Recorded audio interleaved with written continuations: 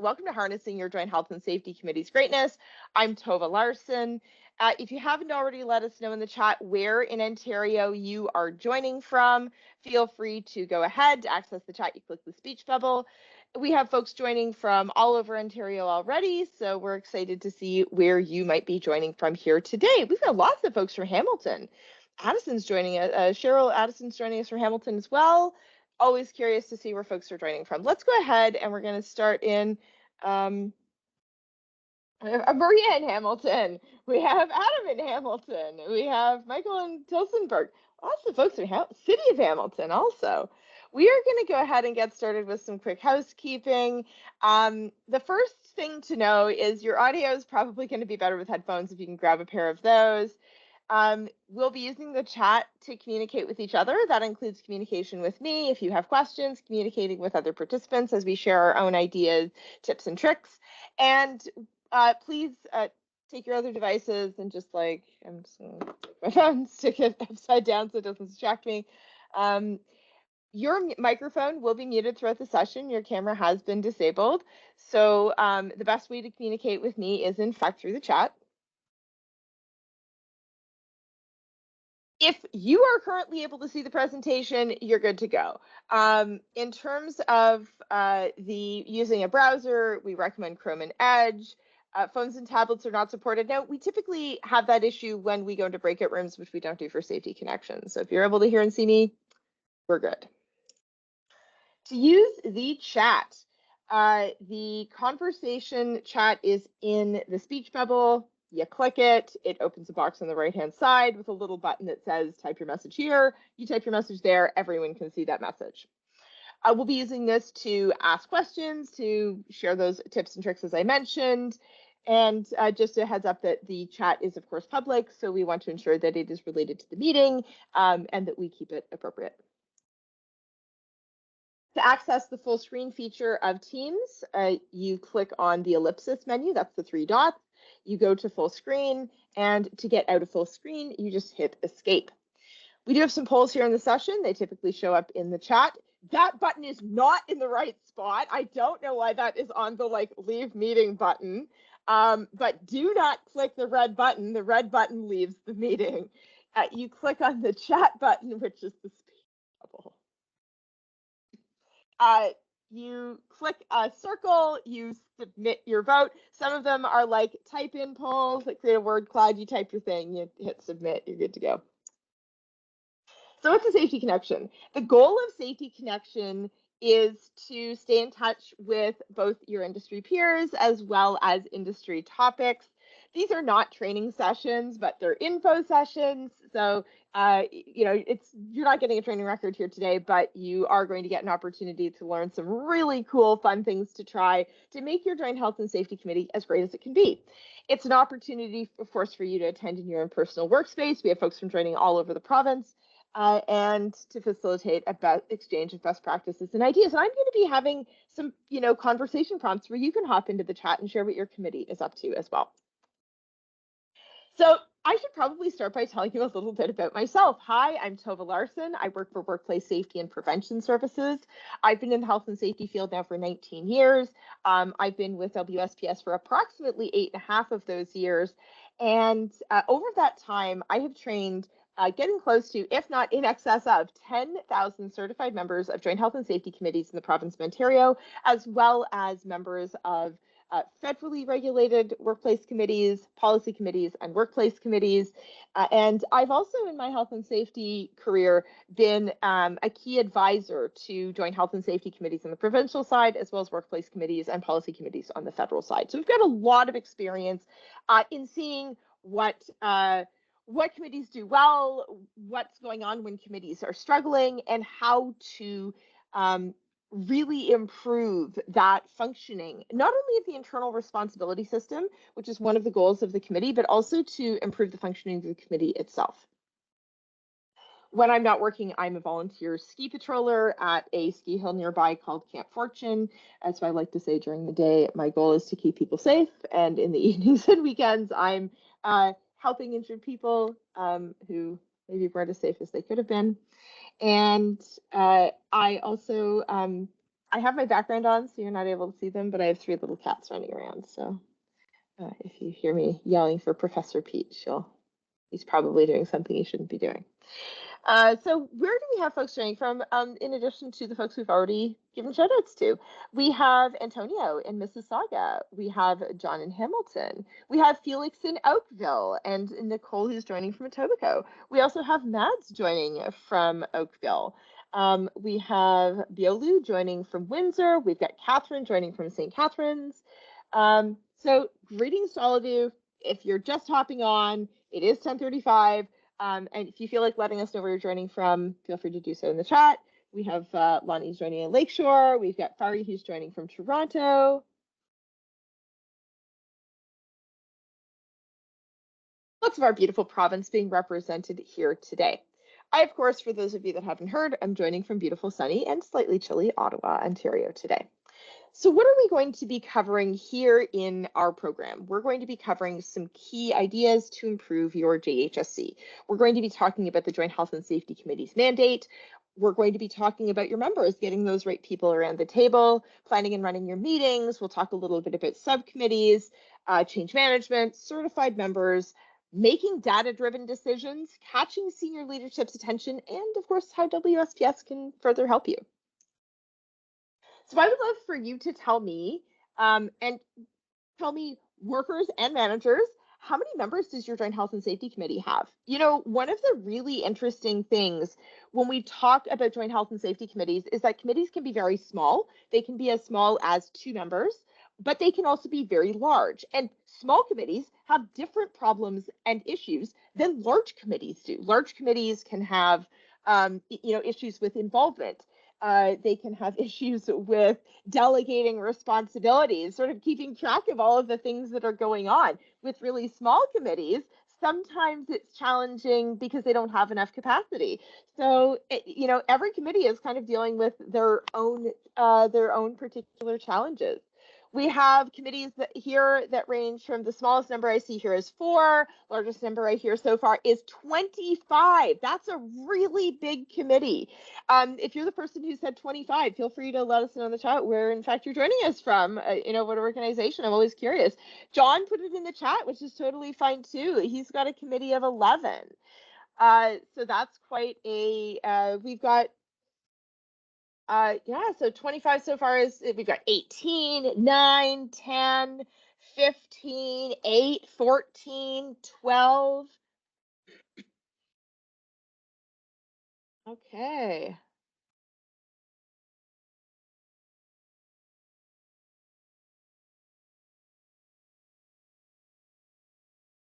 Yeah, and some of you probably are also on the health and safety, like advisor, health and safety management, health and safety department side, where you've got different locations, you've got different branches, you've got committees. And one person said, I've got committees all across Canada.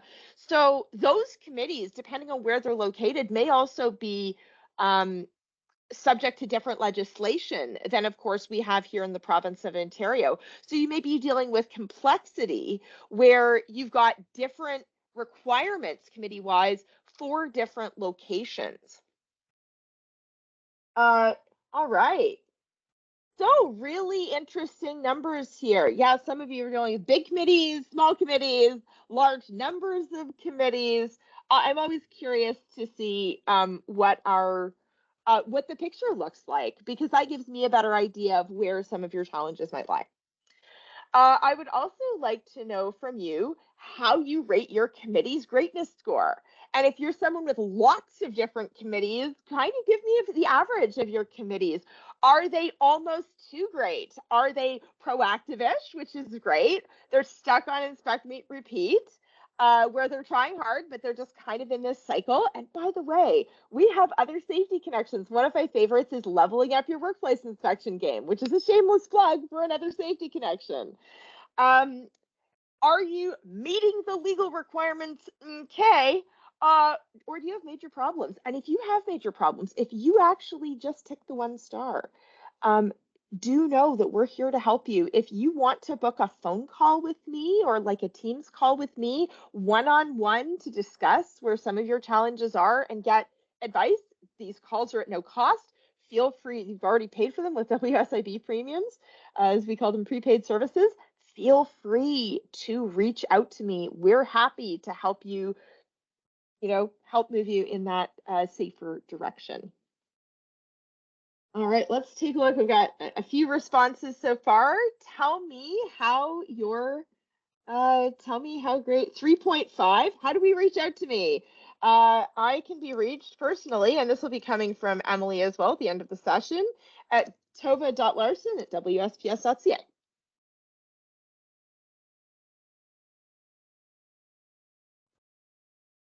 All right, Aaron says 9 workers, 7 management. You're very welcome. So let's take a look at how great your committees are. I view the results here. 5% picked 1 star. We have 7% who picked 2 stars. They meet the legal requirements and not much more.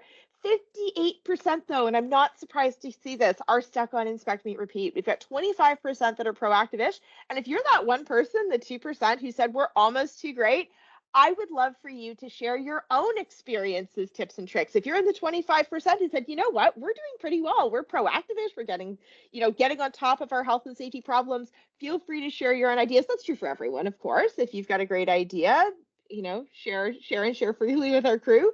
But I would love to know a little bit more about some of the things that make your committees great. All right, so we're going to start right in with clarifying the Joint Health and Safety Committee's mandate. And we're going to start with what it is not. One of the most misunderstood beliefs about the Joint Health and Safety Committee is that it's the Joint Health and Safety Committee's role or responsibility to enforce health and safety rules, that you are roping and riding and trying to be the health and safety police. That is not the case at all. Your role as a health and safety committee is to be an advisory body. You're there to help identify hazards, bring them to the employer's attention. You're there to build around collaborative efforts. This is all about employees or workers and management working together to make your workplace safer. You do not hold the big stick. That means that it's not your role as a committee to enforce health and safety rules on a day-to-day basis in your workplace. That, of course, is under the OHSA, the responsibility of supervisors to ensure that workers are working in a healthy and safe way. Now, as a committee, you might, for instance, identify that your supervisors are not, in fact, enforcing those safety rules or ensuring that workers are working in that safe way as required. But rather than turning to the frontline workers and taking on those responsibilities, your better choice is to really go into detective mode to figure out why your supervisors are not engaging in those legal duties that they're required to undertake and to execute. It may be that your supervisors don't know their roles or responsibilities. Maybe they need training on what the Occupational Health and Safety Act says their duties are. Maybe they need training on your discipline process.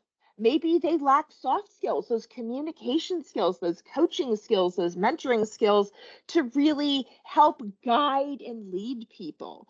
Maybe they lack those leadership skills to be able to, get folks excited about health and safety. Those communication skills, what do we call those soft skills, are absolutely key for supervisors to be effectively executing their duties. Maybe they need training on that, something like an effective supervisor's course. Maybe they simply don't know their legal liabilities. Maybe they don't understand that they could be fined or they could even be jailed as a result of their lapses of their duties if they're violating or contravening the Occupational Health and Safety Act by not exercising those duties appropriately. And so we need to be sure that our supervisors have the information, the tools, the resources to be able to exercise those duties successfully. That's a great way for the Joint Health and Safety Committee to look and say, maybe we could recommend a supervisor responsibilities and due diligence course. Maybe we could recommend effective supervisor training on coaching, mentoring, guiding, task instructions, communicating with workers who may not speak English or French as a first language. Ultimately, though, you are an advisory body. You can also make recommendations about policies, programs, procedures, all of those safety components. Maybe you notice that your lockout and tagout program is a little light on detail. That could be a great opportunity as a committee to be able to make recommendations on the improvement of that program. And ultimately, what the committee is creating are recommendations. If you're looking for enforcement of the OHSA, supervisors enforce the rules inside the workplace, and who enforces from outside the workplace? The Ministry of Labor, Immigration, Training, and Skills Development are your enforcement body of the OHSA that comes from outside of your workplace. It's not the Joint Health and Safety Committee. So the internal responsibility system, it's this basic idea that employers, supervisors, and workers work together on health and safety. It's also the basic idea that you should try to solve your health and safety problems internally within your workplace before phoning the ministry to come in and force you to fix it. You should be looking to fix your issues proactively rather than waiting for enforcement activities to then prompt you to fix these problems. When I look at the internal responsibility system, I really look at it like a jigsaw puzzle. Employers, supervisors, and workers working together. Jigsaw puzzles, those pieces click together. That's communication and collaboration. And each piece of a jigsaw puzzle is complementary but unique. For instance, with policies and programs, your employer has to establish them, supervisors have to communicate and enforce them, and workers have to follow them and report any issues or concerns they have with the policies and programs that they have to work with. That's a great example of how you have one picture, policies and programs, and each one of the various workplace parties is doing something a little bit different to make this picture complete. Of course, collaborating the whole way. Now, the role of the Joint Health and Safety Committee in looking at this internal responsibility system is to monitor to see that all of these workplace parties are carrying out their responsibilities. We talked a little bit about some of the things you can do if you notice, for instance, a supervisor is not undertaking their responsibilities.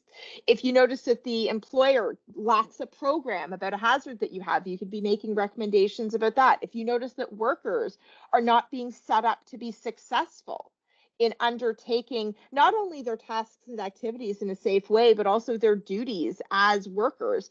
Perhaps everybody needs some training. Everybody needs to be provided with better information, more hands-on learning. There are a lot of different ways that we can go about this. But ultimately, your goal is to check to see that everyone is undertaking their responsibilities. And if you notice gaps in the system, whether they be gaps in communication, whether they be gaps in collaboration, you're making recommendations on how to improve this picture.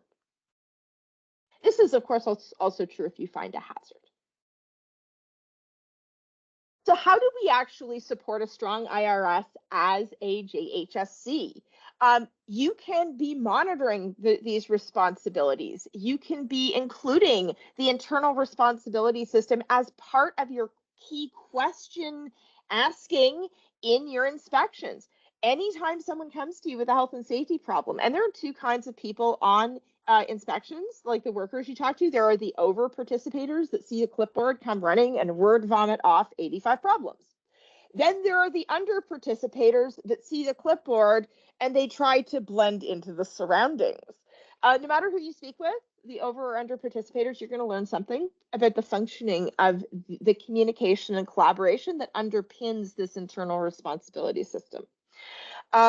If you want to learn more about question asking, you want to learn more about some of the pieces of how to do a really great inspection, feel free to join me for Leveling Up Your Workplace Inspection Game, one of my favorite sessions to deliver. When we look at, have you reported this to your supervisor? What are you going to learn? If they say no, why not?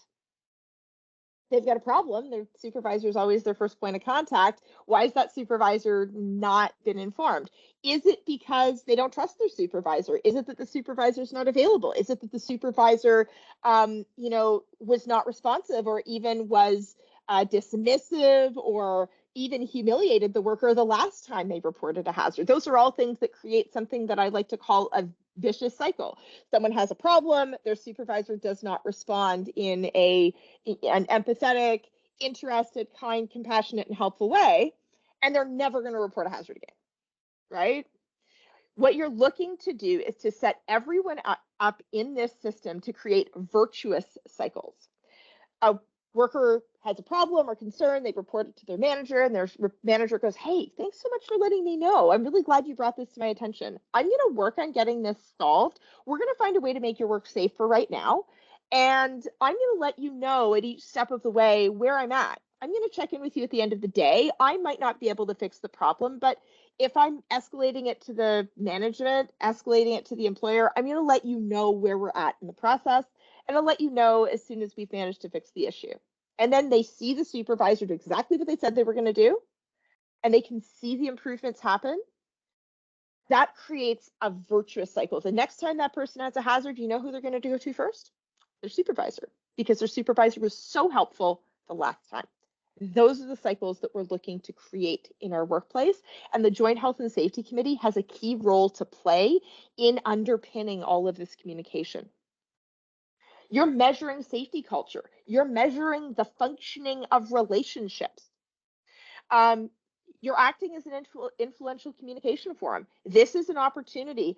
When I talk about the concept of a Joint Health and Safety Committee, there's a certain element of it that's about creating time and space specifically for worker management collaboration. That's what a great Joint Health and Safety Committee meeting is really holding time and space for. You also are champions for health and safety in your own workplace. So be sure you're walking your own talk. If you do your workplace inspection in a safety boot required area and you're not wearing your safety boots, that undermines not only your own credibility as health and safety champion, but undermines the credibility of your entire Joint Health and Safety Committee because you aren't willing to walk your own talk. When we talk about measuring culture and measuring relationships, one of the key things that you're looking to measure is that communication. Where do I get the concept of virtuous versus vicious cycles from? There's a great study that was done by a professor in labor studies at the University of Regina in Saskatchewan, where he looked at young workers in particular. And he found that there were two key performance indicators that reduced the likelihood of a young worker being injured on the job by more than a third. And what was it? Those two key performance indicators were that the young worker had a good personal relationship with their supervisor. So those trusting relationships built on virtuous cycles were one component. And the other was that the supervisors initiated conversations about health and safety rather than waiting for a young worker to come to you and saying, I have a problem and I want to talk to you. The supervisor started the conversation. And once that conversation was started, those young workers were much more likely to continue the conversation if the supervisor was the one to get over the over the hurdle first. So those are some of the reasons why I think measuring culture, measuring relationships is such an important component for Joint Health and Safety Committees. Let's talk now about getting the right people around the table. Now, does this mean that employers can select their dream team? Well, yes.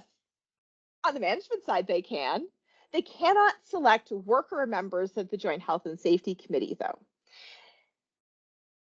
When we look at management versus worker members, management members are selected by the employer or by management, by the organization.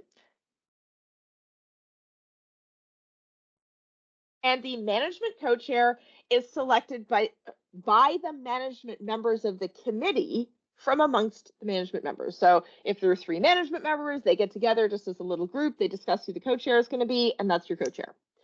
The worker members, though, are selected by a vote. That would be in non-unionized workplaces. In unionized workplaces, often it's the union that selects who those members are going to be. If you have multiple unions, and I noticed that there was one person here from the city of Mississauga. you probably have multiple unions involved. You're probably going to have members coming from each of the unions represented in that particular workplace or by that particular joint health and safety committee. Now, the worker co-chair is selected similarly. The worker members of the Joint Health and Safety Committee that have been selected by either the workers or the union, they get together as a group of worker members of the JHSC, discuss amongst themselves, and decide who the co-chair is going to be. But what if no one volunteers? Especially on the worker side. If no one volunteers on the management side, you can tell people to be on the JHSC, but you can't do that with worker members. So I've had folks say, but no one volunteered, so what do we do now? And I say, you need to make the joint health and safety look a little sexier than it is. So how do we create a dream team? Well, in typical joint health and safety committees, we meet the bare legal requirements. You have your committee as the minimum size required by law, to management to workers. So you've got like 50-50 worker to management. Our seats are not based on operational considerations. It's just whoever shows up first, or whoever is willing ends up being the members. Even if you've got a big manufacturing plant where you've got significant high variability and high hazard work being done, you get 3 people from the office area. Those are your worker members. That doesn't really represent the full hazards, and doesn't bring a lot of expertise to the table. I'm not saying office workers don't have an important role to play. They absolutely do.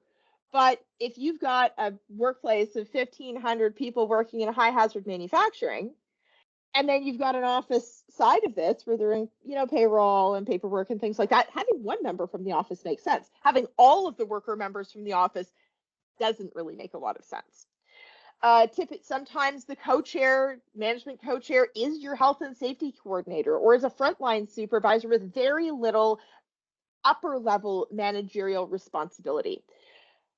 I have a personal beef with having the health and safety coordinator as your co-chair.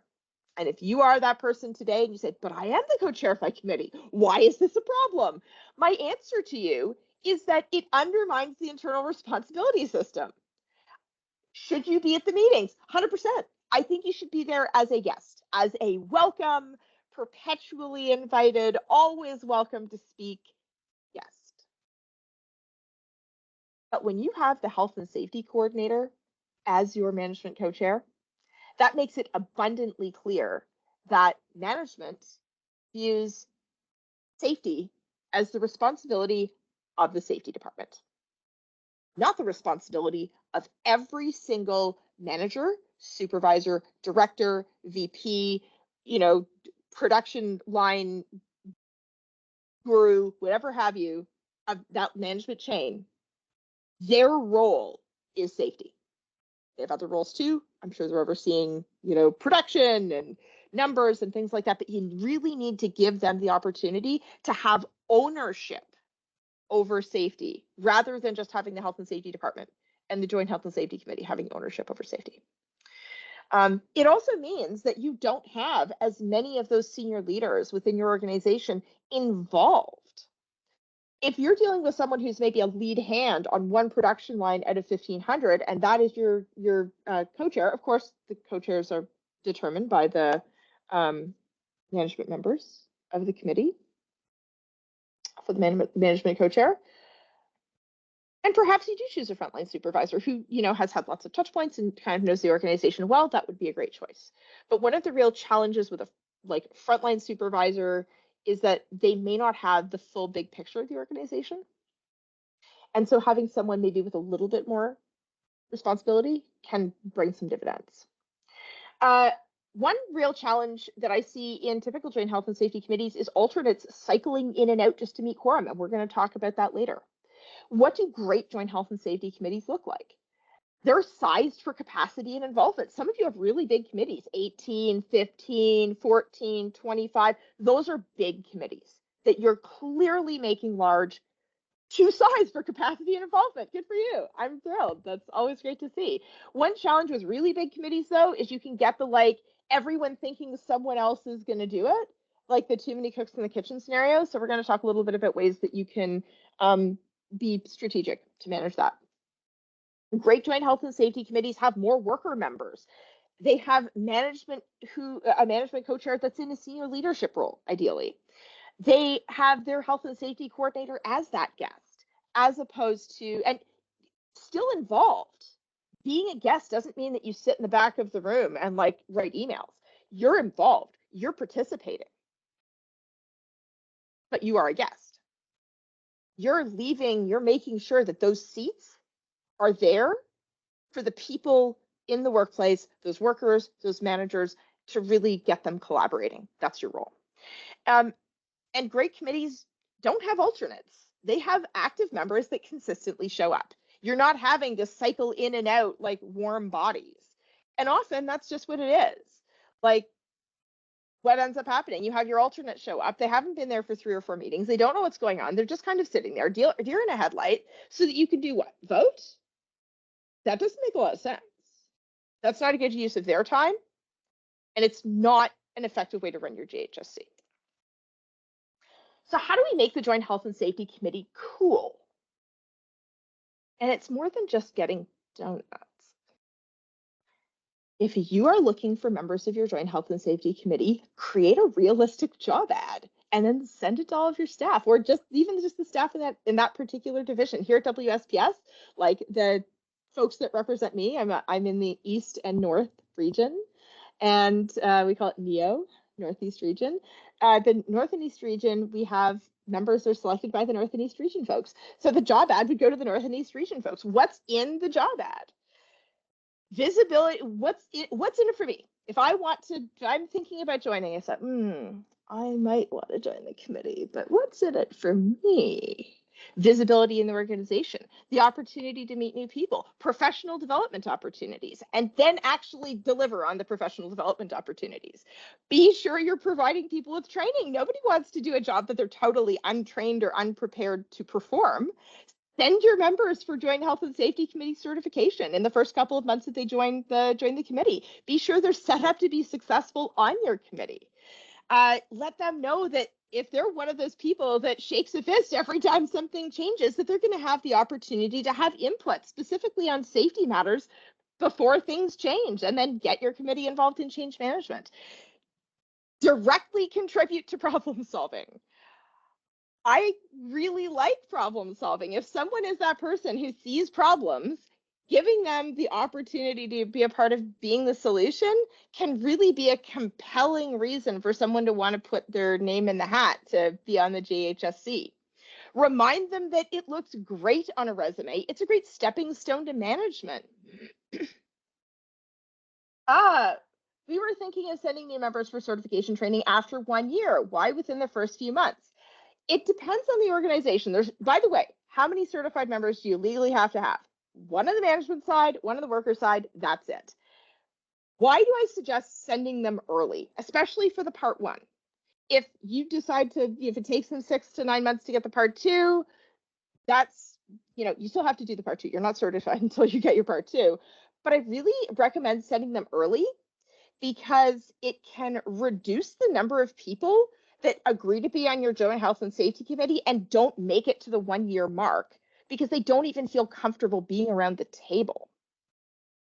Sometimes what'll happen is people will want to join, and then they get to the meeting, they feel intimidated, they don't really know about what the mandate of the committee is, they don't really know how to do a good inspection, they don't know the OHSA particularly well, and so they bail, often because they weren't set up to be successful in the first place. Nobody likes to be sitting around a table feeling like they don't know what's going on. And that's why I usually recommend trying to get them at the very least into your part 1 relatively early on. And you know what? If that person ends up leading the committee, but they stay with your organization, that 3 days of training that you invested in them is still worth every single penny. Part 1 and part 2, to acquaint you with the regulations, part 1 is the best crash course in health and safety in 3 days that I have ever seen as a health and safety professional. The first day that you spend on legislation is gold. When that person maybe becomes a supervisor, in the future. That information is still in the back of their head.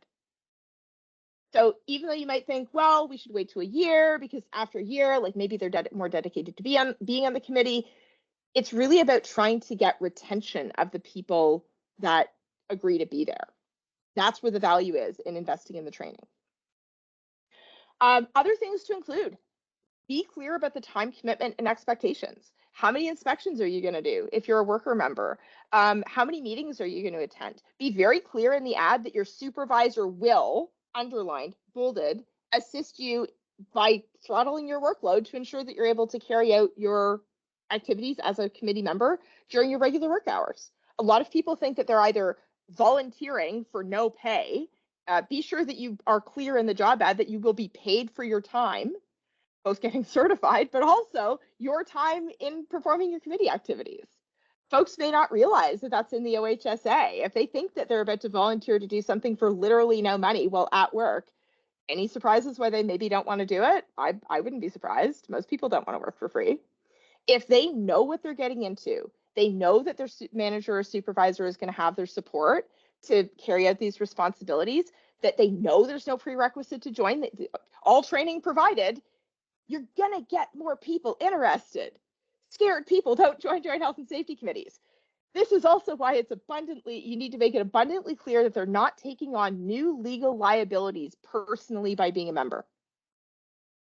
Ultimately, from a committee side, everything they do in good faith, they're not going to be held responsible. Some people believe that if they miss a hazard on an inspection, for instance, good faith, didn't see it, didn't know it was a hazard, they sometimes believe that the ministry will pull that inspection record and go back to them and say, you didn't find that. That's on you. We're going to charge you. That's not how the OHSA is written. Being a joint health and safety committee member is also not taking on liabilities of being the employer, responsibilities of being the supervisor. People need to know that. Those are some of the things that I would do. You need to get that job ad, though. That is probably my best tip for getting more people involved, more people interested. When we're talking about setting expectations, be clear about what's actually involved. Include this in your terms of reference. What is the time commitment estimate for the hours per month? And be sure every supervisor knows exactly what that is going to look like. Be clear that supervisors are not allowed to tell someone that they're not, oh, you're too busy to be on the committee. Nope, that's not how committee selection works. They need to figure out how to make this work. And require supervisors or managers to adjust that workload. Include that in the terms of reference as well.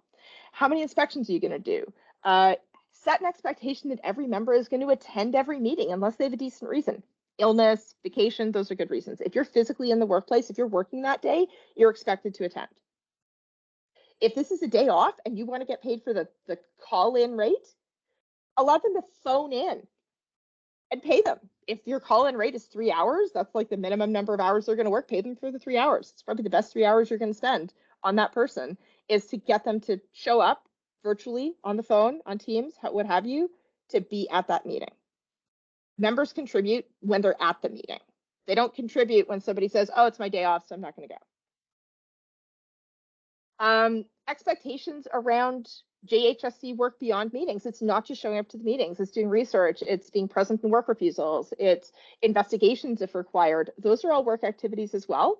And be sure that you have a good line of communication between the frontline supervisors of your various members, as well as the worker co-chair and management co-chair, so that everyone is clear when that person needs to step away from their day-to-day activities, for instance, to investigate an incident or to do an inspection, that those activities are in fact still being accounted for. Welcome guests. Some committees have like a closed door approach. I think it's an open door approach. Post your meeting agendas in advance so people can see what's coming up. Maybe that they want to attend, allow your guests to speak, maybe not on every topic. Maybe if someone wants to come and speak on a particular topic, you let them speak, but ensure that the guests don't monopolize the meeting, of course. You can also have your meetings virtually and let people sit in on them or watch them virtually after the fact. I recommend creating term limits. Does that mean that somebody has to like bail from the committee after 2 or 3 years? No, allow them to run again. But why do I think term limits are so valuable? It allows you to be able to get this continuous supply of like fresh members, gives people an opportunity to regularly, on a regular basis, select who they believe best represents them now. Maybe I join the Health and Safety Committee, and if I have no requirement to ever be reselected, maybe I'm doing a terrible job. And my worker, the other workers know this, and they'd like to get rid of me, but they don't have any reason to get another member in, and they don't have any pathways to get me off the committee to recall me. I'm sure we've seen some of the like California recall elections. Do I want to include recall in this? Probably not. But I would recommend that you create a non-attendance clause if someone does not show up for 3 consecutive meetings in a row.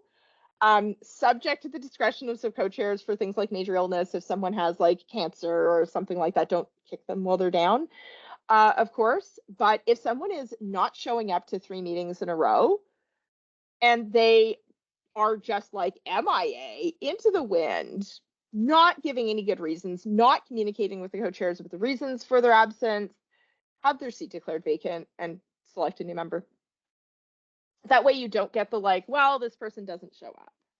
And if they haven't showed up to 2 meetings, check in with them. If they haven't showed up to 1 meeting, check in to see if they're okay. If they haven't showed up to 2 meetings in a row, really check in and see if they still want to be on the committee. It may be that they're in that like, and I do see your question, Erin. I'm going to touch on that in a second. It may be that they're one of those people that agreed to be on the committee and then got scared and then they bailed. In which case, you still have an opportunity to get them back into the fold by giving them some training. Erin asks, what about non-union positions? Do they need to be voted like the union reps are?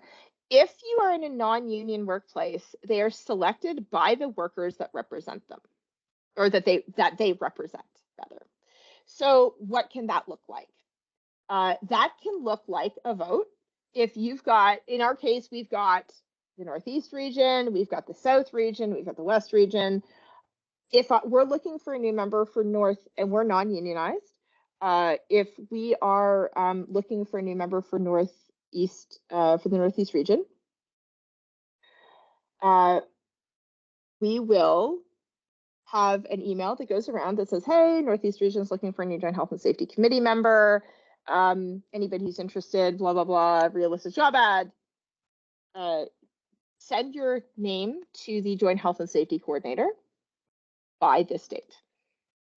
And if we have more interested parties than we have the number of seats, which is often the case for a health and safety organization, people really want to be on our committee, we will then have a vote and we send it around by SurveyMonkey.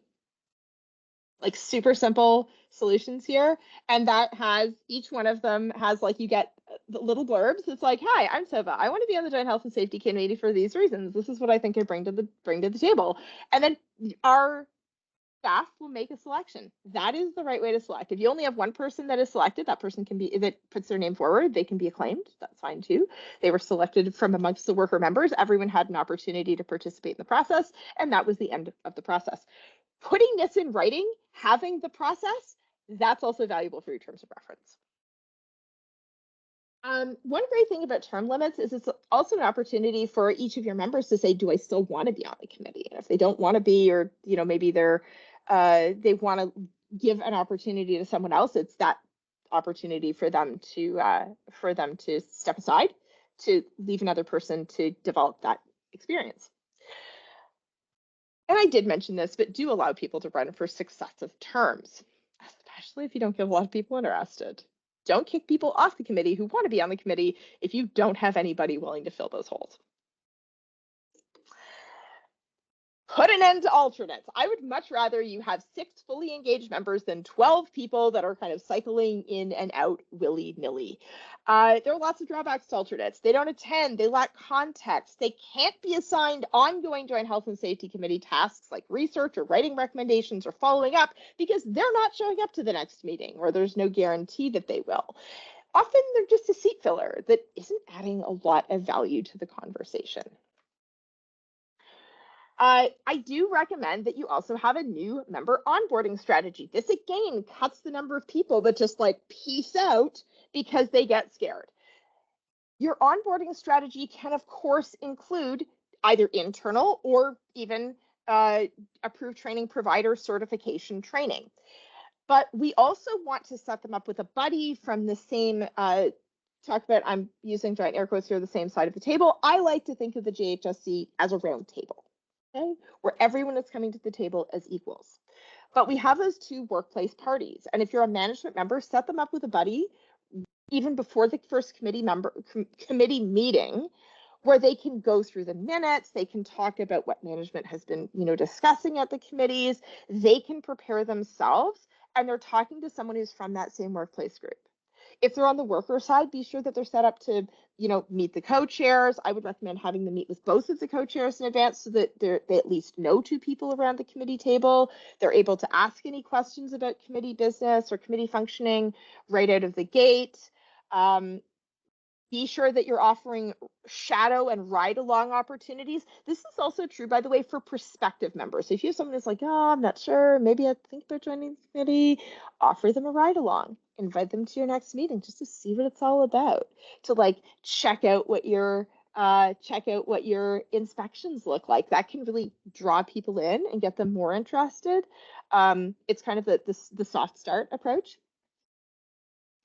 And I also recommend setting them up with the terms of reference as well as the minutes, and then being sure that they have someone to discuss it with. Don't just be like, just read them on the intranet and show up at the next meeting. That's not probably going to result in having a member that feels as comfortable and confident around that table as they could be. So let's talk now about planning and running your meetings. Create a meeting agenda. We always want to start with our old business first and end with our new problems. We want to go through the minutes of the last meeting. Do not dot I's or cross T's. If you're having conversations about things like, oh, blah, blah, blah, I noticed that this was spelled wrong, do that in between meetings with email. Not necessary at the meeting. Big waste of time. What do you want to look at from your last minutes?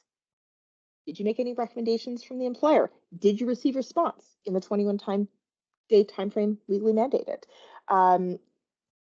Were there any action items? Were people asked to do research? Maybe we asked Amanda to go and do some research on workplace violence programs. Maybe we, on our last committee meeting, made a recommendation to the employer to perform noise dosimetry in the workplace, and they got right on it. And actually you have the report and you say, okay, did we get the report from that? Yes. Has anyone had a chance to review it? If you if you received it like the day before, maybe you haven't had a chance to review it. I would recommend, as you're building your agendas, any document that your members require to review prior to the meeting. You are, by the way, as a member, paid for time to prepare for your meetings, at least an hour. So take that time to read these reports. Try to get them to people a week in advance, so they have an opportunity to review, reflect, prepare questions, prepare comments. Do you need a member for every location of a multi-workplace joint health and safety committee? That's a great question, Cheryl, and it really depends on the terms of reference for your multi-workplace joint health and safety committee. In the province of Ontario, multi-workplace joint health and safety committees require an exemption from the Ministry of Labour, Immigration and Training and Skills Development for that multi-workplace committee to exist. Anytime that you change the terms under which that multi-workplace committee has been established, you would require an updated approval from the ministry. So I would go back to your own terms of reference. That is a document that the ministry would review as part of your exemption approval if you do in fact have a granted exemption. Exemptions are valid for 5 years. You would need to reapply to maintain your multi-workplace joint health and safety committee. So that is what I would do, is I would go back to your terms of reference. If your organization has undergone changes where you may want to add more members, I would go back to the ministry and give that opportunity to be able to review your terms of reference and your approval.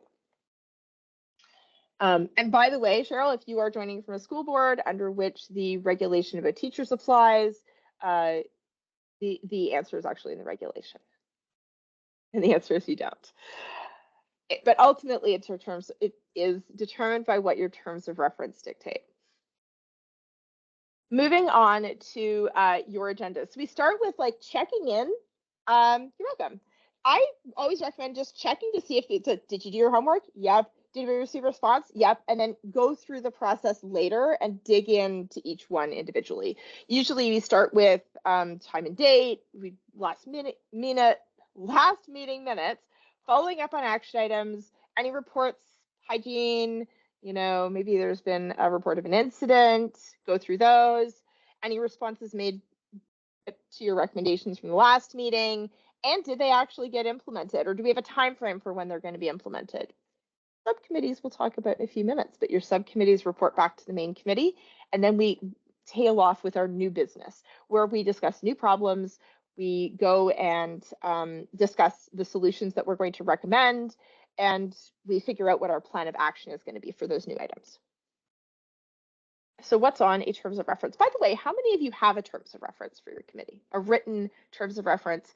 It's kind of like a constitution for your committee. It establishes some really basic functioning so everyone is on the same page. Awesome. I'm seeing some thumbs up. Always good to see.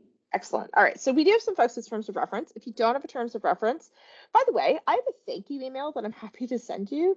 If you want the thank you email with about 35 of my favorite resources, feel free to email me at tova.larson@wsps.ca, and I'm happy to send it out. Ours requires updating. I recommend updating them every year. So what do we want to include on our terms of reference?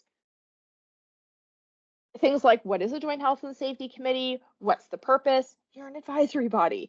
What are your powers and functions? You'll find those in section 9 of the OHSA. You don't have to be exhaustive, but you can sort of pick the pieces that you think you're going to add and put them into clear language. What departments or areas are represented? Think about your seat count. Think about the various areas. In our workplace, we've got sort of administrative staff, we've got field staff from our various regions, we've got folks from, I think we've got folks from IT, so different hazards, different seats. You can think about your seat count, both on the management side and the worker side. Any rules around taking minutes? Who takes them? Is there a template? What do you do with them once they're done? Are you keeping them? Oh, what is a terms of reference? A terms of reference is a document that establishes how your committee is going to function. So everyone is clear on how many seats you have. Everyone is clear on what happens, who takes your minutes, and then what happens to them. How long do you keep them for? Are they posted on your board? Are they put in a file folder? Are they in paper? Are they electronic? Are they on a SharePoint? So everyone knows exactly what to expect. That's really, I think, where the value is in a terms of reference, is getting it down so people don't say, well, I didn't know we were supposed to do it that way. Well, we wrote it down, so everyone is going to do it the same way. We want to include the composition of the committee. How many worker members do you have? How many management members do you have? And of course, you can have more worker members than management members. How often do you meet? And if you say you meet monthly, be sure you actually meet monthly. You have to follow what's on your terms of reference. If you say you meet monthly and then you actually only meet like whenever you get around to it, you say, well, we did it more than quarterly, so we're okay. Quarterly is the bare minimum. Be sure that you're following your terms of reference. What is your decision-making process? And we'll talk about that. What's your terms of office? What are the rules around selecting of members? How do the co-chairs share their activities? It is a co-chairship. You don't have one chair. It's a pair. How are they going to work together? Maybe they alternate meetings. Maybe maybe they're going to chair together. If you're in a really small committee, it's just the two of you talking. You're both co-chairing by the very nature of your group of two together the whole time. You could be developing annual goals and objectives and put those as part of your terms of reference. You could have an annual committee summit and put that as part of your terms of reference. You could be doing you could be having subcommittees, include those in your terms of reference. Another one is quorum. How many people do you need to show up to even make a decision? And team norms. Team norms can include being actively present in the meetings. There could be a no laptops rule aside from the secretary. You could have rules around how you communicate, and we'll talk a little bit about that as well. When we think about team norms, commit to collaborative and communicative, constructive communication. We want to commit to focusing on the issues. We may not always like the people on around our committee table, but we need to work with them and being sure that we're focusing on the issues themselves, not the people around the table. We want to commit to removing those worker and management hats. You are one JHSC. You may want to have the one JHSC rule. You may consider time limits to discuss a particular issue so people don't derail. Have a plan for how you're going to manage conversation in a respectful way so that everyone can contribute. Have a strategy for conflict resolution. If you notice an interpersonal disconnect happening, those two co-chairs really should have some level of skill in dealing with how to bring the committee back together, how to work through those conflicts. You may also have some internal conflict resolution processes that you could undergo, but I think this is a really good one to include. Please don't use Robert's Rules of Order. I know the Herb Lake City Council uses it, moving motions, seconding motions, amending motions. Just stop. Keep it simple. I don't like Rules of Robert's Order because it's complicated, it's totally unnecessary, it's cumbersome, but it also enshrines voting as your decision-making tool. And I don't like that either. And we'll see why in a few minutes. Voting creates winners and losers. And you don't have to have that around a committee table. Do you even have enough people to make a decision? Maybe not. Establish the number of people that need to show up and what that proportion of management and workers needs to be. Now, there's nothing in the OHSA that establishes quorum requirements. This is borrowed from the federal folks, and I really like it. That's why I recommend it.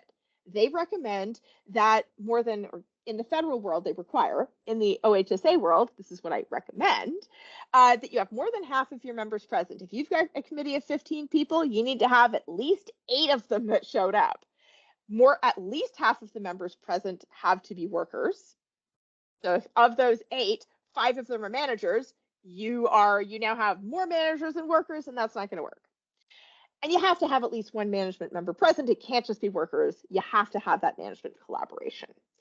Do allow people to join from anywhere. And I really don't want you using alternates to get your quorum. It's not a great way just to get bums in seats. So how do we make decisions? We can vote. Yes, it is democratic, but it can also lead to division. And it also tends to lead to ineffective compositions. Sometimes when committees establish voting as their main method of making decisions, as they're developing their terms of reference, the managers will say, well, if we've got 4 worker members, then we have to have 4 management members so we don't get outvoted. Okay, so now you have 4 worker members that vote one way and 4 management members that vote the other way. And now you're deadlocked and you're not any closer to a decision. And now everybody is angry. How's that working for you? What if I told you there was a better way? You can assign, you can discuss, and then leave the co-chairs to deal with it at the end. That's an option. But I really think consensus is your best choice. If you just leave the co-chairs to make the decision, it may leave important voices, especially minority views, out of the equation. Consensus helps to drive cohesion and collaboration and cooperation. Everyone's voice is represented, but no one's voice is overrepresented. And most importantly, everyone can live with the outcome when you build consensus. I have an entire hour-and-a-half session on how to build a consensus. If you decide to have your committee have like a day-long day of learning, feel free to bring me in and have us do the 1.5, 2 hours if you want an activity of consensus building. It is the best thing since sliced bread. Here's the fast version. How do we build a consensus? The first thing we do is we decide what we're even talking about. Then we explore the issue. We want to discover everyone's core needs and preferences. Core needs are things that you absolutely have to have met. If they are not met, you are not okay. preferences are the things that you would like, but you can live without. So if you are telling me, like a core need, I'm going to use safety boots as a really good example. If you are telling me that I need safety boots, or we're talking about foot injury, we say, okay, what are our core needs? Let's look at our hazards. Our core need here is to protect the toes. Excellent. Do we need shank protection? I'm not sure. For the type of work we're doing, it would be preferred, but it's not required. That is a difference between a core need and a want. What are your needs? What are your wants? I absolutely, if you're providing me with safety boots, I need boots that fit me. Don't just give me a pair of like size 18 men's rubber boots, which I haven't had an employer do. That does not meet my core need to like not trip and break my own nose. That's not good. So we want to explore the needs and preferences of all of the various people around the table, and they're going to be different. Women may have different needs than men. You may have people that are young and old and have slightly different needs. Get everyone's core needs out on the table so that as you're building a plan, you can be sure everyone's basic core needs are met. You don't have a consensus until you've met everyone's core needs. Their preferences, those are malleable. Then we brainstorm without judgment. We want to ensure that we're getting all of our options on the table. There are no stupid ideas here. And the without judgment is actually the hardest part. Then we narrow down to our most feasible 2 to 3 options. You could look for things that the group is already excited about. They go, wow, that's a really good idea. Put that on the short list. Then we discuss the pros and cons of these various ideas, and we just address any concerns. When we talk about, for instance, the safety boots, I say, well, you know what? Like, I'm concerned that the provider that you're talking about getting safety boots from, I'm concerned that they don't have any women's sizing. That's a concern for me. I need that addressed. That's one of my core needs for us to be able to move forward. So it may be they say, you know what, you're right. They don't have women's sizing. So maybe we have 2 different providers, one with better sizing, and then we're going to be able to cover everyone. You addressed my concern, we're able to move forward. Then we are looking to finalize our plan. And this is where things get interesting. We test for consensus. So how do we do this? In my method, it is called the high five. This is something that I did not originally develop the high five concept, but I did integrate it in consensus building for health and safety. So this is something that you may have never seen before. Use your hands. And you might think, but isn't this voting, Tova? And the answer is it's not, because it gives nuance. Voting is yes or no. This is not yes or no. If you ask someone with a severe shellfish allergy to go to Red Lobster, they're probably going to give you a 1. Because even if they bring their EpiPen, they're probably still really, really scared that they're going to end up having a reaction. Legitimate, right? 1 finger, absolute no go.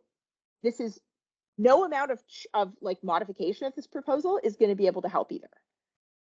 That's one of the keys to the 1 finger. 2 fingers. I have significant concerns that have not been addressed. Further discussion is needed. We can still salvage this, but we need to talk more, and my concerns need to be solved. I am not super supportive, but I can live with this option. These are the people that are not thrilled, but their core needs have been met.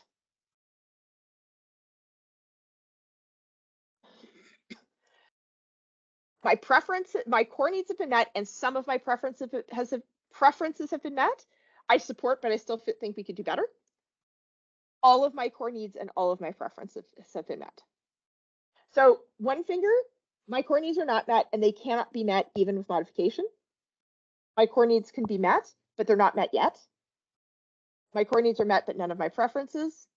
Some of my preferences and all of my core needs are met. All of my core needs and all my preferences are met. It allows nuance. And when you see people with 2 fingers, these are the people that you really need to talk to. When you see people with 3 fingers, this allows you to identify poor quality proposals. If everyone is a 3 and all of you are just white knuckling your way through this because no one liked your proposal, that is an opportunity for further discussion to say, wait a second, no one really wants to do this. We need to come up with a better idea. All right, so and 0. I forgot about the 0, but this is abstention. This is saying, you know what? I don't feel comfortable being a part of this decision process. Maybe I am leaving the workplace in a month. Maybe I don't have enough information to make a decision. I'm not an expert. I really, I'm from the office. You're having a really deep discussion about like radiation safety that I know nothing about. I'm going to abstain. Maybe I have a conflict of interest. I'm going to abstain. So be sure that your abstainers are not just angry blockers in disguise. That's a worthwhile conversation to have. This is an hour and a half. I can do an hour and a half, 2 hours just on this. But that is what consensus looks like. Very different than voting. And what happens if you do not get a consensus? You go back up through the process. No one fails in consensus building until you stop trying. Maybe you need to go back and up and make some changes. Maybe you need to go back and discuss pros and cons. Maybe you need to go back to that brainstorm list. Maybe you need to go and clarify your issue more and start the process again. Let's talk subcommittees now.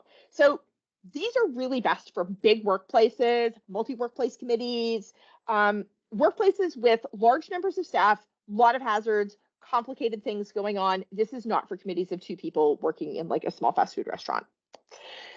But where do the subcommittees really lend value?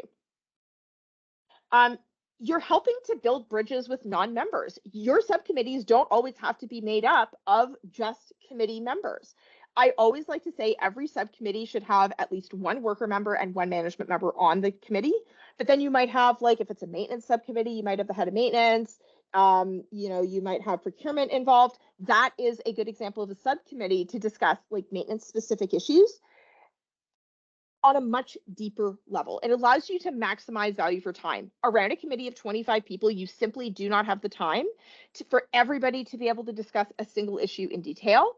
You may also not have the opportunity to be able to go into the depth that, and the level that you need to be able to really build a great recommendation. This is about divide and conquer. So having multiple committees, smaller numbers, I typically aim for 4 to 6 people on a subcommittee at the most, so that you have a small enough number of people that they can effectively work together. You're building cross-functional relationships at the same time. It's a great recruitment tool for your committee so that people can kind of get a touch point to the committee without necessarily joining the committee right out of the gate and taking the big leap. And it really is about allowing you that depth of work. So what types of subcommittees do we see? I've seen committees that look at laboratory safety specifically. If you've got a big workplace and you've got like a like QA lab, having the committee that just looks at laboratory safety issues allows them to do the deeper work on that topic and just bring their recommendations and ideas back to the Joint Health and Safety Committee as a report from their subcommittee. You could have one on machine guarding. You could have one on inspections. You could have one on construction projects. If you are doing inspections, be sure that you are meeting the legal requirements. Every single workplace inspection has to have a worker member involved. You cannot simply have a group of like non-member inspectors doing your JHSC inspections. You have to have a worker member. You could have a worker member and a non-JHSC member. Go. You could have a worker member and a worker co-chair. Go. Or it could be the management co-chair. It could be a worker member. It could be a supervisor. But you need to have a worker member involved. Be mindful of that if you're doing the inspections one. You could have a change management committee, one that looks just at training, one that looks just at hygiene issues or chemical management or statistics. I'd love to be on the statistics committee, by the way, if anyone's offering. You can have one on mental health, and that's a really hot topic these days. These committees also do not have to be like established and live forever.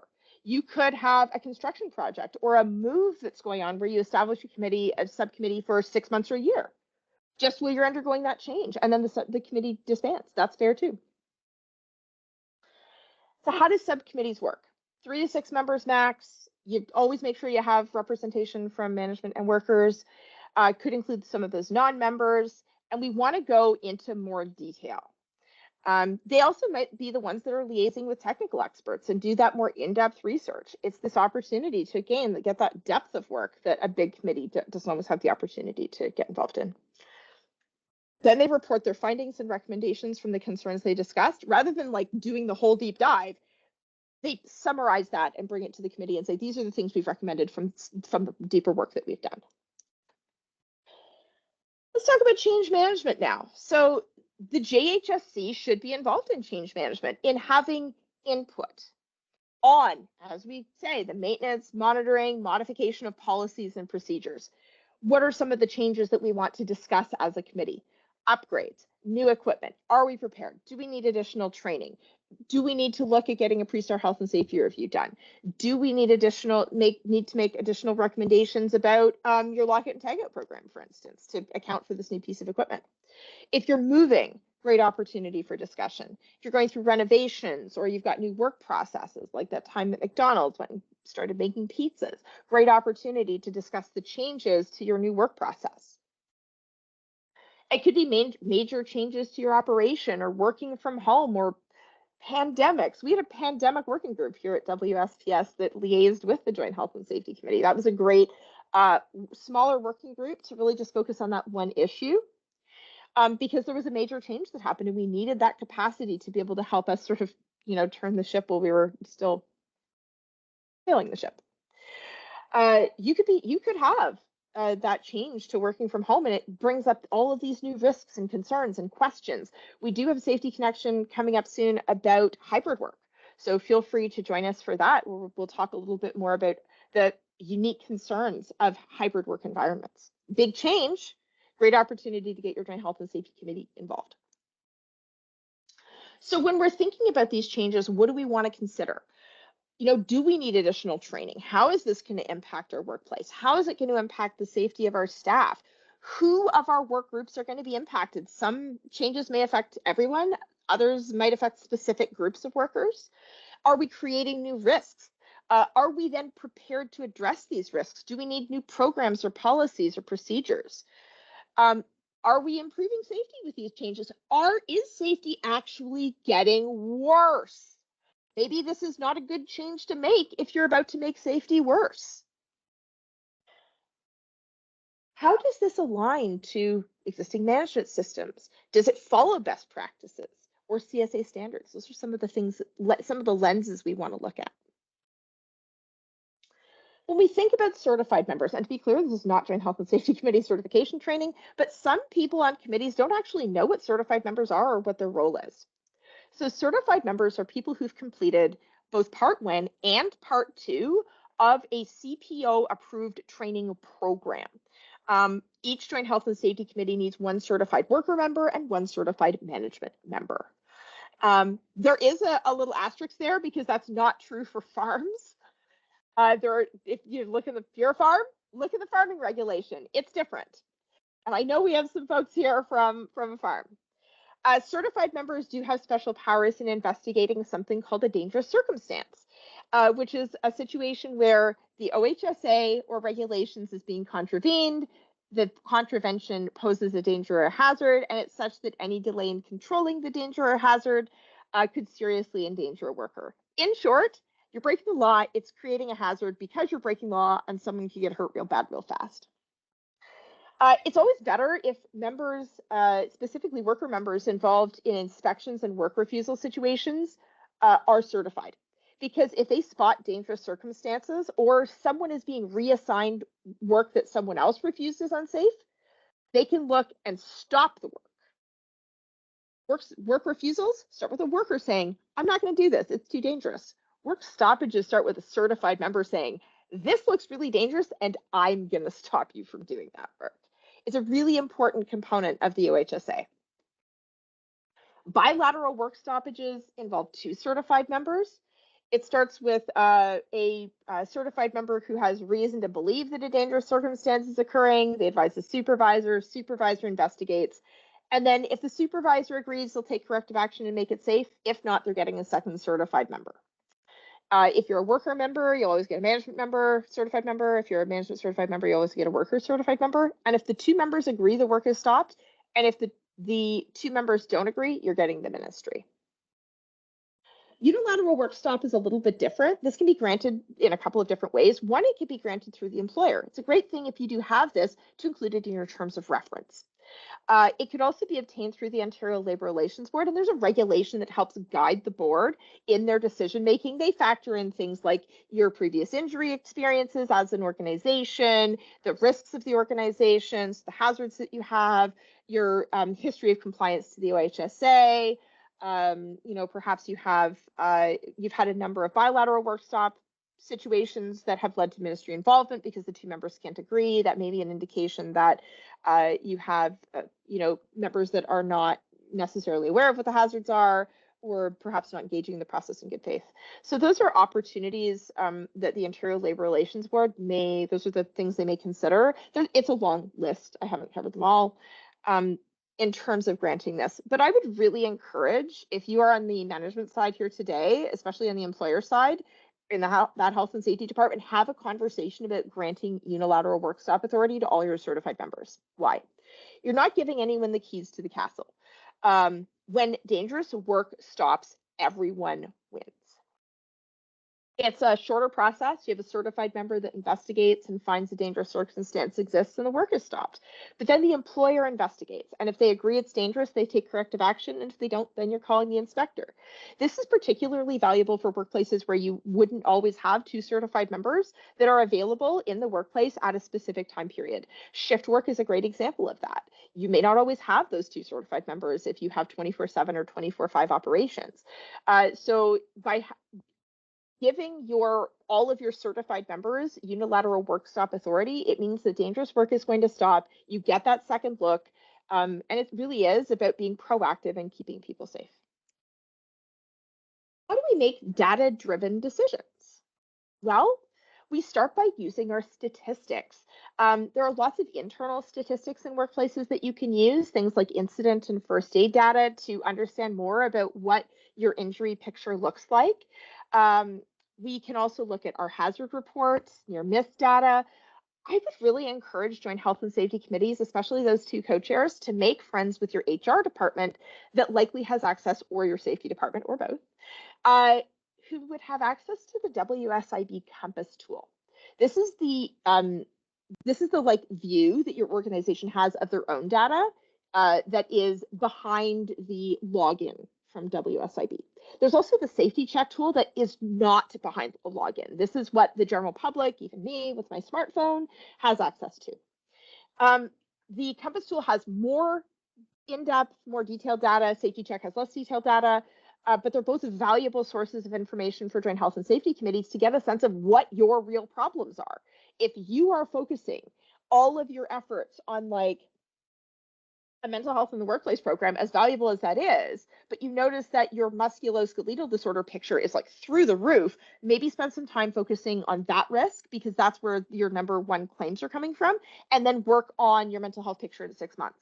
We want to be smart about how we allocate our resources and our time.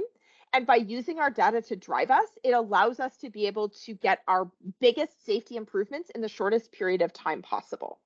It also allows you to set your priorities and goals. If you don't know what your numbers are, how are you going to know if you're making progress?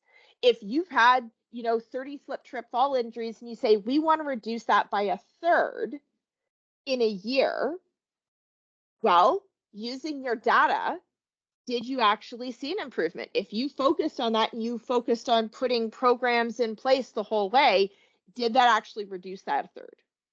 Maybe it reduced it by half and you actually exceeded your goal. That's always great. But if you don't have the data, you don't really know. We also, when it comes to collecting data, I love the worker's voice. These are opportunities for regular open forum meetings that are run by worker members only. No management members are allowed in our worker voice meetings here at WSPS. They're smaller groups, so they're invited based on, for instance, Northeast Ontario. That would be my worker voice meeting. And it's an opportunity for the Joint Health and Safety Committee to create a two-way conversation. They let us know what the last meeting was all about, what recommendations are on the go, but it's also an opportunity for them to gather concerns from the group of workers that they are in fact speaking with. it helps build those bridges and involvement, and is also a great opportunity to be able to get a sense of what's really going on in the workplace. It may be that if you have meetings where it's management and worker together, workers may not feel as comfortable being candid about what their concerns are. That is why these are typically worker only meetings.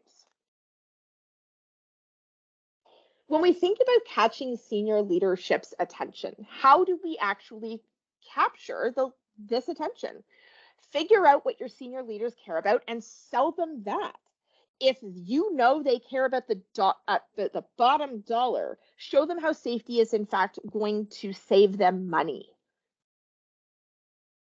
One of the ski hills out west, it was their CFO who became their health and safety vice president after identifying that he could not make them profitable unless they started paying lower workers' compensation board and premiums. They said there's not enough money in the world to make the numbers work for you. We need to make this place safer in order for me to make you money. Other organizations care about an existing management system or corporate image or humanitarianism. If you're Habitat for Humanity, the goal of Habitat for Humanity is to make things better for people. Things are not better when people get hurt. Habitat for Humanity has a really good health and safety program because it aligns with their mission, values, and ethics, as well as their organization's vision. That's a great way to be able to tug at some heartstrings, right? You may be highlighting legal liabilities on behalf of your organization's management, supervisors, and or employer to say, we aren't even following the law. That really catches senior leaders' attention when they know in writing. And if there's an incident after that, and you make a recommendation that says, you're not following section 11 of the industrial establishment regulation on floors. They're slippery and dangerous. And then the employer says, I'm not going to do that recommendation. That sounds expensive. And someone gets hurt. What happens? Well, if it's a serious incident and the ministry comes in to investigate a critical injury or fatality, they could request documents. They could request the last minutes of your Joint Health and Safety Committee, or they could be requesting recommendations that have been made in the last year or two. And they say, your committee made that recommendation. You already knew you weren't following the law because it's right there. They'll consider that part of that investigation, right? So we can catch senior leadership's attention by being really clear when we write a recommendation. We can catch their eye by creating an annual achievement report. This is a half page, not difficult to do. How many meetings did you have? How many inspections did you perform? How many recommendations did you make? How many were implemented? If you see that you did 25 recommendations and only 2 of them got implemented, that also is catching senior leadership's attention, that you are paying attention to what the responses are coming back from the committee or coming back from the employer to the committee. How many refusals did you attend? How many bilateral work stoppages did you perform? If that number is really high, that's also an indication that your certified members are busy stopping work, but also there are a lot of dangerous hazards in your workplace. What are you proud of? 2 or 3 accomplishments. This alone, this half page, post it on your board, celebrate your successes. It's a great way to catch their attention and give them data, because the numbers don't lie. You could even have a full day committee summit to review things like your terms of reference, your policies, your hazard assessments, your violence policies and programs, your workplace violence risk assessment. Review your training programs, reevaluate your JHSC inspection tools and strategies. You could plan a whole year's worth of meetings and inspections, do some day of learning activities like our consensus building session, and you could even invite senior leaders to contribute or attend. Maybe there could be, like, even if they're really busy, a 15-minute, thank you so much for being on the JHSC. We're really excited about what you're working on, to really make sure that they're aware of your activities. This is also a great way to start your year in January or early in the year, January, February, March, maybe, or beginning of your fiscal, as you are preparing to set yourselves up for a year of success. We don't always need a formal recommendation. Sometimes we can deal with our issues on inspections or things that we spot in our workplace with quick emails or a quick phone call. When do we want to choose the informal route? quick fixes and easy wins. It's things that management already supports and the organization is already proactive. Maybe it affects only one work group. But we want to choose the more formal business case when we're dealing with complex issues, large dollar value items, management support is not secured, or you tried the informal route without success. Maybe multiple sites, multiple departments are impacted. So we want to ensure that whatever recommendation we make is going to be cascaded to all of those who could be at risk.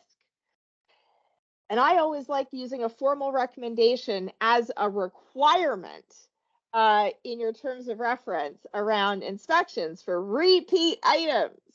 If you spotted the same item 2 or more times on an inspection, ding, ding, ding, ding, ding, you haven't addressed the contributing factors that led to that hazard being present. This is an opportunity to catch senior leadership's attention that you are spotting repeat items and that they are not being controlled adequately. When we create a great recommendation, you want to clearly articulate what's in it for me as a leader if I implement this. We can do this by clearly stating the hazard and not just a list of injuries. If you tell me you have a slip, trip, fall hazard, I really don't know what you're talking about.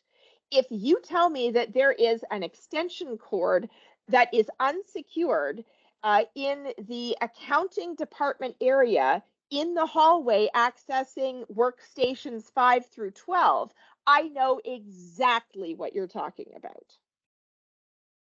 We want to be clear about what our rationale is for addressing the issue, including citing sections of the Act, the regulations, or a CSA standard that's not being followed. Who's going to take charge of this? Who's responsible for fixing the issue? What actions do you recommend? And you might have short, medium, and long-term solutions. And then what's the time frame for each action?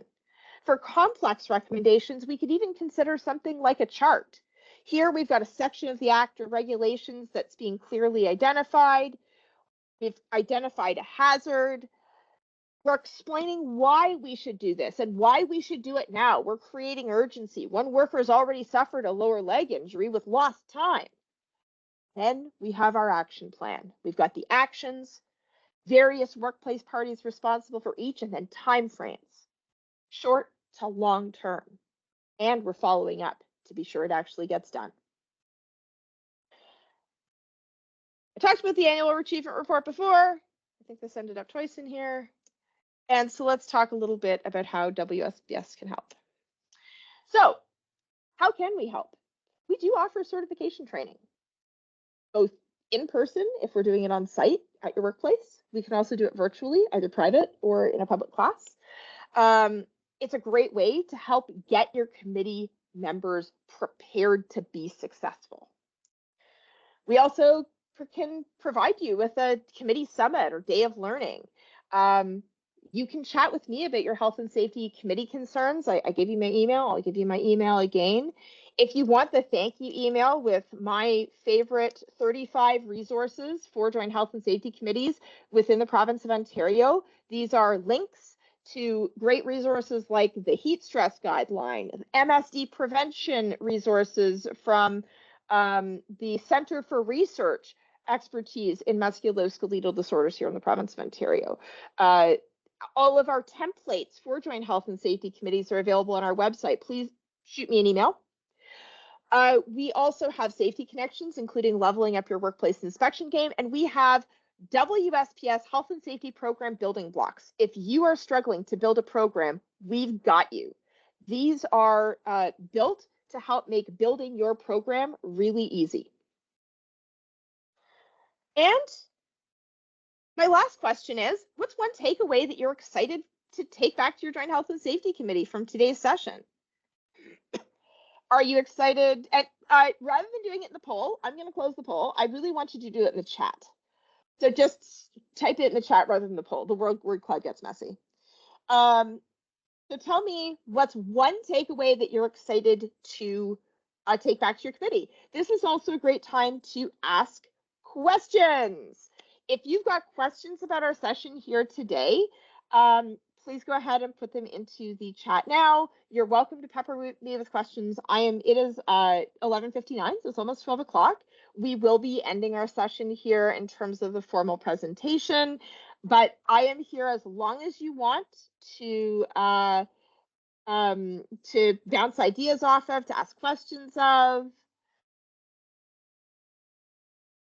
Oh, yeah, really interesting. Okay, so finger voting rather than the yes or no. Absolutely, that's a huge takeaway. And if you want to know more about like doing a deep dive into that, hit me up.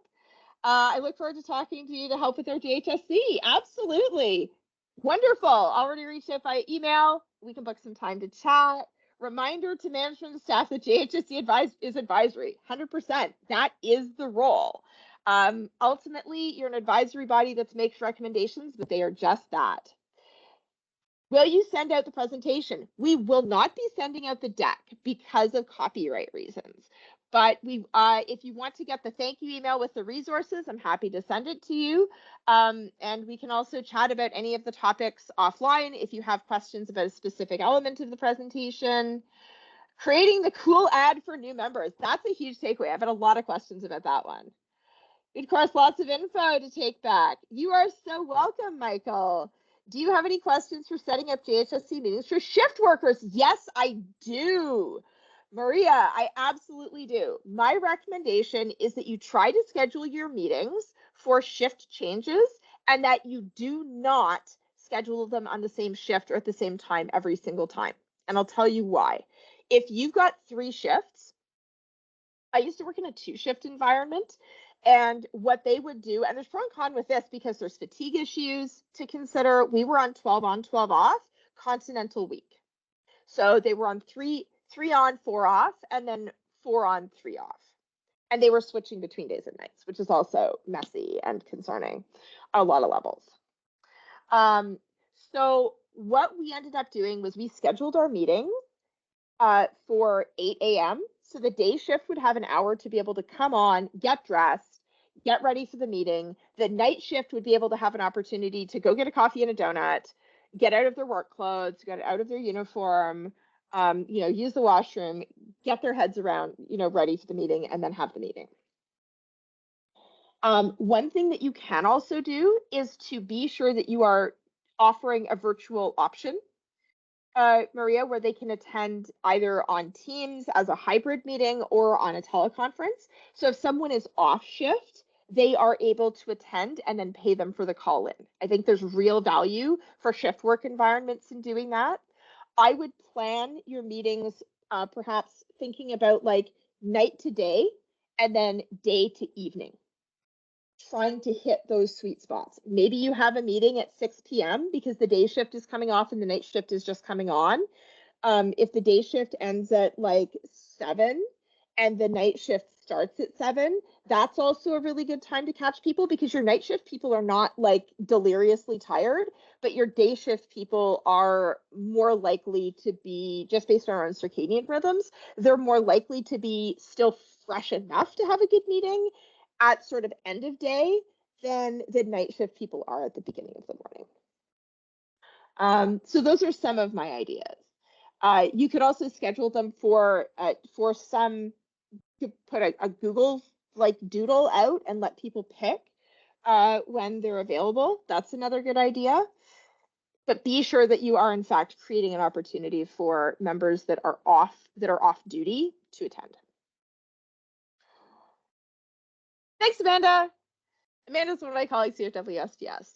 Can you send the resource links to everyone, or should I reach out personally? I would like to send the resource email personally, but yes, you can make sure that you get it. My email is right there if you have questions, want the resource email, etc. Can you recommend any resources on how to better control the flow of a meeting and prevent tangents and get things back on track? Start with a really good agenda. That's the very first place to start. And I would not use just like, I start with my agenda template, but then I really build in times around discussion. You're welcome. One of the tips that I have is to ensure that you're not letting people monopolize. That's when things go off onto tangents. If it's a tangent that is not related to the topic, agree to put it at the bottom of your agenda or to put it on the next agenda. That's a way to get things back on track, is to ensure that people feel like they've been heard, but you don't necessarily have to solve their problem in the minute. You could create a parking lot. You could even do it on a whiteboard in the meeting and to say, okay, you know what, this is going to be our parking lot. If we end up on a tangent, we're going to put it in the parking lot. If we bring up a topic that is not on our agenda, we're going to put it in the parking lot. If it's something that's really significant that you feel is going to totally derail a meeting, maybe you have there's been a major incident and you're the day before and you go, okay, well, this is just going to totally derail a meeting. Plan another meeting. Even if you're meeting every month, if you need a special meeting to discuss something major that happened or a major change that's going on in your workplace because you're not going to be able to get it done in your meeting time, plan another meeting. Another thing that you can do is to discuss the bounds of what you're going to talk about. That's one of the topics that we discuss in the consensus building. Sometimes we also plan our meetings too short. If you're planning an hour for a joint health and safety committee meeting, I think you're planning too short of a meeting. And if you're frequently having issues managing the time and you're not having people that ramble on for 10 minutes on one particular rant, it may be that you actually need to extend your meeting length. Some places kind of go, okay, well, we don't want our JHSC meetings to be particularly long because it pulls people away from their regular work. Just remember the value that these worker members who are there of their own volition, remember the value of what they're bringing to the table and be sure that they have the time. Another great way to manage tangents is to create subcommittees so that those tangents that are deep in detail can happen outside of the larger, wider committee. If it's a topic that occurs frequently, think about creating that subcommittee so that you can have 2 or 3 people who are really passionate about that topic go and discuss that topic in the depth that it really deserves. All right, we have someone pitching that they are offering services as a part-time health and safety coordinator. I haven't met Felix, but out there in the chat. Welcome to Safety Connection. For those of you that have not, in fact, been to Safety Connection, I hope you had a good first session. If you are new, if you're not new and you're looking to level up your JHSC inspections, feel free to join me for that. How long is typical for a 6 to 10 committee member meeting? We have trouble keeping the directors from monopolizing the time. Oh, great question. Hive mind, folks that are still here, how long are your meetings? And if you're having trouble keeping the management member or director from monopolizing the time, you may want to consider whether, in fact, the conversations that are happening are, in fact, JHSC conversations. If they are health and safety conversations where the committee members are just kind of being railed at as opposed to being involved in the conversation, it may be that these are conversations that would be best had between that director and your health and safety department. Are the topics being discussed, do they actually require employee or worker input? The goal of the committee is worker input. If this is just a management member who is, kind of talking about things that they could talk to the health and safety department manager about, that does not involve input from the committee, perhaps this is not the place or time to be bringing those topics forward. For Kim, it's an hour a month, meetings an average an hour, 1.5, 2 hours. You may, Kyle, also want to establish a discussion limit, a time limit for a particular topic. And I've seen this done where they say, you know what, you have 5 minutes to discuss on a particular topic, before you have to pass the baton to other people to discuss the topic. That way it allows others to be able to contribute as well. And it, you can set a timer. Your 5 minutes is up. It also, when you set a timer, really encourages people to be succinct about the topics that they're discussing. So they're going to get right to the point. They're not going to go around in like circles. And feel free, Kyle, by the way, to hit me up if you want to have a further discussion about that. I have more ideas for you, but those are just a few. All right, other questions. I am still here to talk health and safety committees for as long as you'd like.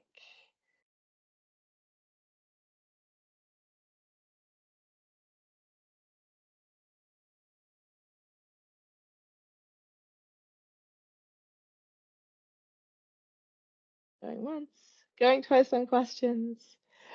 Oh, you're so welcome. I've been to a couple of our sessions, so it's definitely, yeah, I'll definitely reach out. Super. You're so welcome, John. This is one of my favorite sessions to deliver. It's one of those fun sessions that, I think from a committee standpoint, a lot of folks, they look at their committees and they do get stuck in inspect, meet, repeat.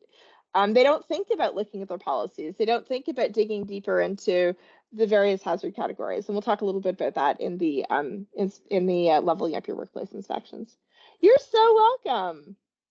I hope everyone had at least one fantastic takeaway from today's session. If there are no other questions, we can end the session here. I hope you have a fantastic rest of your day. Stay safe and have fun. Bye, everyone.